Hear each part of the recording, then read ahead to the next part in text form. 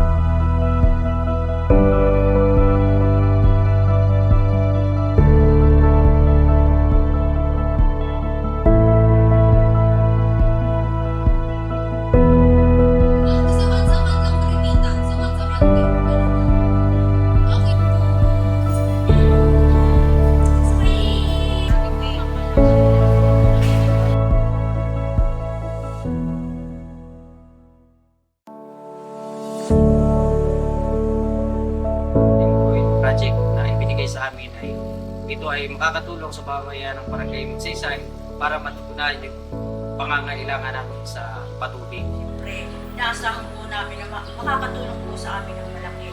Dahil hindi na po kami mag-iigib ng malayo, tapos hindi na po kami kung saan pa makikigib, at andyan na po yung patubig.